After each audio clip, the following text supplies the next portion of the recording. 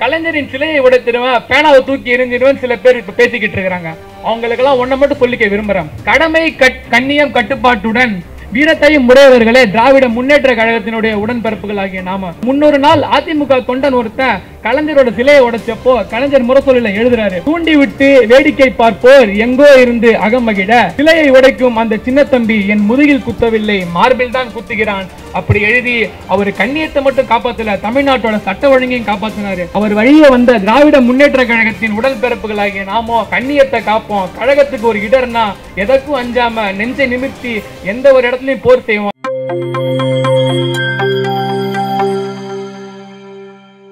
இவர் செங்கல்லை தூக்கினால் அது தமிழ்நாடு முழுவதும் தலைப்பு செய்தி. இவர் சனாதனம் ஒழிய வேண்டும், சமத்துவம் பிறக்க வேண்டும் என்று பேசினால் அது இந்தியா முழுவதும் தலைப்பு செய்தி. சனாதனத்தை ஒழிக்க நினைப்போர் அழிந்து போவார் என்று அண்டை மாநில துணை முதல்வர் ஒருவர் கூறும்பொழுது லெட்ஸ் வெயிட் அண்ட் see என்று தக்லைஃப் செய்தாரே, அது தந்தை பெரியாரின் கொள்கை வெளிப்பாடு. ஒன்றியத்தின் பிரதமருக்கே மிஸ்டர் 29 பைசா என்று பெயர் வைத்து மாநில உரிமைகளை தட்டி கேட்டாரே, அது பேரறிஞர் அண்ணாவின் லட்சியத்திற்கான வெளிப்பாடு. ட்விட்டரில் உள்ள சங்கிகளை ஹிந்தி தெரியாது போடா என்று விரட்டி அடித்தாரே, அவர்களை கதற விட்டாரே. அன்று கள்ளக்குடியில் ரண்டவாளத்தில் தலை வைத்து படுத்து தமிழ்மானம் காத்த எங் தானே தலைவன் கலைஞரின் பேரனிவர். பேசி பேசி வென்ற இயக்கத்தை தன் உழைப்பால் தூக்கி நிறுத்திய உண்மை தலைவர் தமிழ்நாடு முதலமைச்சர் கழக தலைவர் தளபதியார் வைக்கும் அனைத்து தேர்வுகளிலும் சென்டம் எடுக்கும் நம்பர் 1 திராவிட மாடல் மாணவன். F1 கார் ரேஸ் நடத்திய ஆட்ட நாயகன், செஸ் ஒலிம்பியாட் நடத்திய கிராண்ட் மாஸ்டர், தமிழ்நாடு இளைஞர்களின் எழுச்சி நாயகன், தமிழ்நாடு முதல்வருக்கு மட்டுமல்ல அனைத்து தமிழ்நாடு மக்களுக்கும் துணையாக இருக்கும் மாண்புமிகு தமிழ்நாடு துணை முதலமைச்சர் அண்ணன் உதயநிதி ஸ்டாலின் அவர்களினுடைய பிறந்தநாள் விழாவில் நாம் அனைவரும் இங்கு கூடியிருக்கின்றோம். அண்ணனின் பிறந்தநாள் விழாவில் கழகத்தின் சாதனைகளை நான் சொல்ல தொடங்கினால் சொல்லி முடிப்பதற்குள் அண்ணனின் 50வது பிறந்த நாளே வந்துவிடும். ஏனென்றால் கடல் அலைகள் ஓயும் வரை கழகத்தின் சாதனைகளை சொல்லிக்கொண்டே போகலாம். அவ்வளவு இருக்குது சாதனைகள். திராவிட மாடல் என்று சொல்கிறோமே, திராவிடம் என்றால் என்ன என்று இங்கு சிலர் என்னை பார்த்து கேட்கிறார்கள்.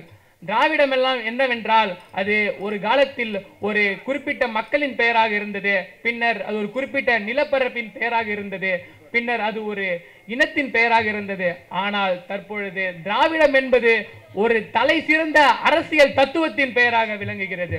இந்த தலை சிறந்த அரசியல் தத்துவத்தை நமக்கு விட்டு சென்றவர்கள் நம்முடைய மூத்த முன்னோடிகள், அவர்களே நம்முடைய வழிகாட்டிகள். அயோத்திதாச பண்டிதரும் தந்தை பெரியாரும் திராவிட கோட்பாட்டை நமக்கு விட்டு சென்றனர். பேரறிஞர் அண்ணாவும் பேராசிரியர் பெருந்தகையும் மாநில சுயாட்சிக்காகவும் மாநில உரிமைக்காகவும் நாம் குரல் கொடுக்க வேண்டும் என்ற லட்சிய பாதையை நமக்கு வகுத்து தந்து சென்றனர். ஒரு நவீன தமிழ்நாடு எவ்வாறு இருக்க வேண்டும் என்று கனவு மட்டும் காணவில்லை, 5 முறை தமிழ்நாட்டின் முதலமைச்சராக இருந்து அதை நடத்தி காண்பித்தவர் முத்தமிழறிஞர் டாக்டர் கலைஞர் அவர்கள். அவர் வழியிலே சென்னை மாநகர மேயராக உழைத்து பின்னர் தமிழ்நாட்டின் துணை முதல்வராக உழைத்து தன்னுடைய 70 வயதிலும் இளைஞர் போல அயராது உழைத்து கொண்டிருக்கும் தமிழ்நாடு முதலமைச்சர் கழக தலைவர் தளபதியார் இந்த நவீன தமிழ்நாட்டில் திராவிட மாடல் ஆட்சியை நடத்தி கொண்டிருக்கிறார். ஆக சமூக நீதி, சுயமரியாதை, சமதர்மம், பெண் விடுதலை, மொழி உரிமை, இன உரிமை, மொழிப்பற்று ஆகியவற்றை அடித்தளமாக கொண்ட இயக்கம் திராவிட முன்னேற்ற கழகம். அந்த திராவிட முன்னேற்ற கழகம் நடத்தும் ஆட்சியே திராவிட மாடல் ஆட்சி. திராவிட மாடல் ஆட்சியினுடைய இலக்கு என்றால் என்ன? அதாவது திராவிட மாடல் ஆட்சியில் நாம் வென்று தீர வேண்டியது இலக்கு என்ற நிர்ணயத்தை நாம் சென்று கொண்டிருக்கும் பாதை 2030ஆம் ஆண்டுக்குள் தமிழ்நாட்டில் 1 டிரில்லியன் பொருளாதாரத்தை வென்றெடுக்க வேண்டும் என்பதுதான். ஆக தமிழ்நாட்டில் 1 டிரில்லியன் பொருளாதாரத்தை வென்றெடுக்க நாம் என்ன செய்ய வேண்டும்? தமிழ்நாட்டின் பொருளாதாரம் உயர வேண்டும். அதற்கு தமிழ்நாட்டில் தனிநபர் வருவாயை உயர்த்த வேண்டும். தனிநபர் வருவாயை எவ்வாறு உயர்த்த வேண்டும்? தனிநபர் வருவாயை உயர்த்துவதற்கு இங்கு வேலை வாய்ப்பு அதிகப்படுத்த வேண்டும். வேலைவாய்ப்பு அதிகப்படுத்தினால் தனிநபர் வருவாய் உயர்கிறது. தனிநபர் வருவாய் உயர்ந்தால் தமிழ்நாட்டின் வருவாய் உயர்வது மட்டுமல்ல, அந்த தனிநபர் வாழ்வில் சுயமரியாதையுடன் வாழ்வதற்கு பெரியார் கனவு கண்டபடி பெண்கள் யார் தயவும் இன்றி தன்மானத்துடன் இந்த நாட்டில் வாழ்வதற்கான வழியை வகுத்து தருது. அதற்காக பல்வேறு முத்தான திட்டங்களை நம்முடைய தங்க தளபதியார் வகுத்து கொண்டிருக்கிறார். 2021ஆம் ஆண்டு முத்துவேல் கருணாநிதி ஸ்டாலின் என்று அவர் கர்ஜித்த நாள் முதல் இன்று வரை பெண்களுக்கும் குழந்தைகளுக்கும் ஆதரவற்றவர்களுக்கும் ஒடுக்கப்பட்டவர்களுக்கும் ஓரங்கட்டப்பட்ட மக்களுக்கும் பல்வேறு திட்டங்களை வகுத்திருக்கிறார். அதில் சில பல்வேறு திட்டங்களை எனக்கு முன் பேசிய பல்வேறு தலைவர்கள் சொல்லிவிட்டு சென்று விட்டார்கள். நேரம் குறைவு என்ற காரணத்தினால் சில திட்டங்களை மட்டும் கூறிவிட்டு செல்கிறேன்.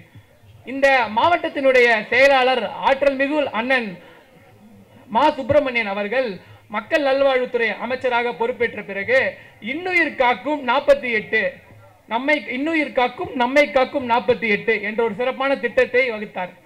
இந்த திட்டத்தின் கீழ் என்னவென்றால், தமிழ்நாட்டில் சாலை விபத்துகளின் மூலம் வருடந்தோறும் 13 லட்சம் பேர் பாதிக்கப்பட்டு வந்து கொண்டிருக்கிறார்கள். இதனால் பல்வேறு உயிர்கள் பிரியப்படுகின்றன. பல்வேறு குடும்பங்கள் ஆதரவற்ற நிலையையும் பல்வேறு குழந்தைகள் அனாதைகளாக இருக்கப்படுகிறார்கள். இந்த நிலையை தவிர்க்க நம்மை காக்கும் இன்னுயிரை காக்கும் 48 என்ற திட்டம் கொண்டு வரப்பட்டது.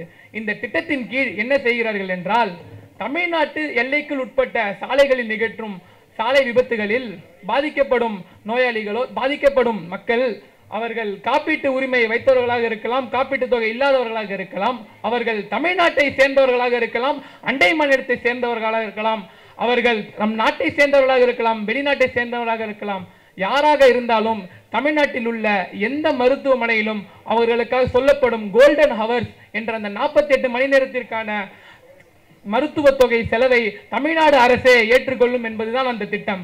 இந்த திட்டத்தின் கீழ் கொண்டு வந்த முதல் வருடத்திலேயே 1,50,000 பேர் பயன்பெற்றப்பட்டுள்ளனர். இது மட்டுமல்ல, சாலை விபத்துகளில் அடிபட்டவர்கள் பயன்பெற்ற ஒரு திட்டம் வந்தது. அதுபோல சாலைக்கே வர முடியாத இருக்க முதியவர்கள் அவங்க வீட்டுக்குள்ளே தங்களுக்கு தேவையான மருத்துவ வசதிகளை செய்து கொள்றதுக்கு இல்லம் தேடி மருத்துவம் என்ற திட்டத்தை கொண்டு வந்திருக்காங்க. இந்த திட்டத்தின் சாதனை என்னன்னா, நேற்று தான் இந்த திட்டத்தோட 2 கோடியாவது பயனாளி இதனால் பயன்பெற்றாங்க. இந்த மாபெரும் சாதனையை நிகழ்த்தி காமிச்சது உங்க ஊரை சேர்ந்த உங்களோட மண்ணின் மைந்தர் அண்ணன் மா சுப்பிரமணியன் அவர்கள் தான். இது மட்டும் இல்ல, பெண்கள் நாங்க வாழ்க்கையில முன்னேறுவதற்கு முக்கியமான செயல் என்னன்னா, அவங்களுக்கு முதல்ல கல்வியை கொடுக்கணும். அவங்க கையிலேருந்து கரண்டியை பிடுங்கிக்கிட்டு அவங்களுக்கு புத்தகத்தை கொடுக்கணும்னு தந்தை பெரியார் கூறியிருக்கார். அந்த வழியில பெண்கள் கஷ்டப்பட்டு அரசு பள்ளியில படிச்சு வந்தோன்னு அவங்க உயர்கல்வி போறாங்க. உயர்கல்வி போனதுக்கு அப்புறம் அவங்களுக்கு பல்வேறு அங்க இடர் வருது. என்னதான் அரசு பள்ளியில படிச்சாலும் வறுமை என்ற நோயால் அவங்க பாதிக்கப்படுறாங்க. காரணம் என்னன்னா, அங்க அசைன்மெண்ட் பண்ணணும், ப்ராஜெக்ட் பண்ணணும், நோட்டு வாங்கணும், சார்ட் வாங்கணும், பேனா வாங்கணும், பல்வேறு கடமைகள் அவங்களுக்கு இருக்கு. இது எல்லாத்துக்குமே வந்துட்டு அவங்க பெற்றோர்கள் நம்பி இருக்க தேவையில்ல. ஒரு தந்தையாக நான் இருக்கிற மாதம் உங்களுக்கு 1000 தரன் தளபதியார் திட்டத்தை கொண்டு வராரு. அவங்களுக்கு மாதம் 1000 ரூபாய் கொடுக்கிறாரு. கிராமப்புறத்திலிருந்து நகர்ப்புறத்தில் இருக்க கல்லூரிகளுக்கு சென்று பெண்கள் படிக்கணும். இதுக்கும் பொருளாதாரம் ஒரு காரணமா இருந்துடக்கூடாது, அவங்க வீட்டுக்குள்ளே முடங்கி இருக்கக்கூடாதுன்றதுக்காக மகளிர் விடியல் பயணம் திட்டம் அப்படின்ற திட்டத்தை கொண்டு வந்து எல்லாருக்கும் இலவச பயணம் பேருந்து பயணத்தை கொடுத்திருக்காரு.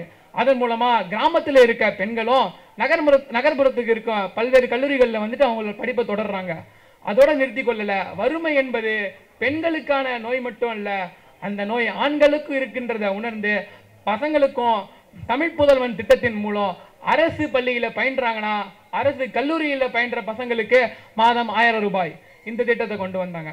இதெல்லாம் விட இன்னொரு சிறப்பான திட்டம் என்னன்னா, வீட்டு வேலை செய்யறவங்களுக்கு, வீட்டுக்குள்ள இருந்து குழந்தைகளை பார்த்துக்கிறவங்களுக்கு அந்த குழந்தைகளை படிக்க வச்சு அவங்க எல்லாத்தையும் பார்த்துக்கிட்டு அவங்க அனுப்புற அந்த தாய்மார்களுக்கும் மாதம் 1000 ரூபாய் கொடுக்கணுன்ற எண்ணம் ஒரு தமிழ்நாட்டை ஒரே குடும்பமா நினைச்சு அந்த குடும்ப தலைவனா இருக்க தளபதியாரால தான் அந்த எண்ணம் வந்துச்சு. அதனாலதான் மகளிர் உரிமை தொகைன்ற திட்டத்தை கொடுத்தாரு. அது மானிய தொகை அல்ல, மகளிருக்கான உரிமை தொகை அப்படின்ற அந்த திட்டத்தை கொண்டு வந்தாரு. நான் முன்னாடியே சொல்ல மாதிரி மக்களுக்கு வேலை வாய்ப்பை அதிகரிக்க இந்த காலத்துல வேலை வாய்ப்பு பெறணும் என்றா வெறும் பட்டப்படிப்பு மட்டும் பத்தாது, அவங்களுக்கு தனித்திறன் மேம்படுத்த வேண்டும் அப்படின்றத உணர்ந்த தளபதி யார்? தமிழ்நாட்டில் உள்ள படிச்ச பட்டதாரிங்க அவங்க தனித்திறனை வளர்த்துக்கிறதுக்காக கொண்டு வந்த திட்டம் தான். இந்த தமிழ்நாட்டுக்கு நான் மட்டும் முதல்வன் இல்லை, இந்த தமிழ்நாட்டில் படிச்ச அனைத்து பட்டதாரிகளும் முதல்வர் என்பதை உணர்ந்து நான் முதல்வன் திட்டம் கொண்டு வந்து 37 பன்னாட்டு நிறுவனங்களோட ஒப்பந்தம் அமைச்சு அனைத்து மாணவர்களோட தனி திறனையும் மேம்படுத்தி வெளிநாடுகளில் சென்று வேலை வாய்ப்பை ஏற்படுத்தி கொடுத்தவர் நம்முடைய தளபதியார். ஆக 2021ஆம் ஆண்டு தொடங்கி பல்வேறு சாதனைகளை செய்து வந்தது நம்ம அரசு. ஆனா 2021க்கு முன்னாடி இங்க ஒரு அரசு இருந்தது. அந்த அரசு என்ன பண்ணுது? தொடர்ந்து மக்களை வஞ்சிட்டு வந்திருந்து மக்களுக்கான உரிமைகளை பத்தி கொஞ்சம் கூட மத்திய அரசிடம் குரல் கொடுக்காம இருந்துச்சு. அந்த அரசு மக்களோட குறை என்னன்னு தெரிஞ்சுக்கல. மக்கள் வெள்ளத்தால் பாதிக்கப்பட்டப்ப கூட வெளில வரல. கொரோனா போன்ற கொடிய நோயில மக்கள் பாதிக்கப்பட்ட போதும் அவங்க மக்களை பாதிக்கல. ஆனா தளபதியார் 2021ஆம் ஆண்டு தமிழக முதல்வரா பதவி ஏற்றார். கொரோனா வார்டுக்குள்ளே ஒரு முதல்வரா சென்று எல்லா மக்களோட மக்களா இருந்து அவங்க குறைகளை கேட்டறிந்தால் களப்பணி செய்து முடித்தார்.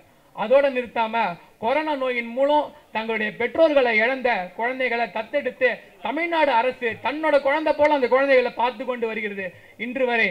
ஆக இறுதியில் ஒன்று சொல்லிக்க விரும்புறேன். கலைஞரின் சிலையை உடைத்திடுவேன், பேனாவை தூக்கி எறிஞ்சிடுவேன் சில பேர் இப்ப பேசிக்கிட்டு இருக்கிறாங்க. அவங்களுக்கெல்லாம் ஒன்றை மட்டும் சொல்லிக்க விரும்புறேன். கடமை கண்ணியம் கட்டுப்பாட்டுடன் வீரத்தையும் உடையவர்களே திராவிட முன்னேற்ற கழகத்தினுடைய உடன்பிறப்புகள் ஆகிய நாம. முன்னொரு நாள் அதிமுக தொண்டன் ஒருத்தன் கலைஞரோட சிலையை உடைச்சப்போ கலைஞர் முரசொலியில எழுதுறாரு, தூண்டி விட்டு வேடிக்கை பார்ப்போர் எங்கோ இருந்து அகமகிட சிலையை உடைக்கும் அந்த சின்ன தம்பி என் முதுகில் குத்தவில்லை, மார்பில் தான் குத்துகிறான். அப்படி எழுதி அவர் கண்ணியத்தை மட்டும் காப்பாத்தல, தமிழ்நாட்டோட சட்ட ஒழுங்கையும் காப்பாத்தினாரு. அவர் வழியே வந்த திராவிட முன்னேற்ற கழகத்தின் உடன்பிறப்புகளாகிய நாமோ கண்ணியத்தை காப்போம். கழகத்துக்கு ஒரு இடர்னா எதற்கும் அஞ்சாம நெஞ்சை நிமிர்த்தி எந்த ஒரு இடத்துலையும் போர் செய்வோம். ஏனென்றால் நாம் அனைவரும் கொள்கை சிங்கங்கள், சித்தாந்த சிறுத்தைகள்.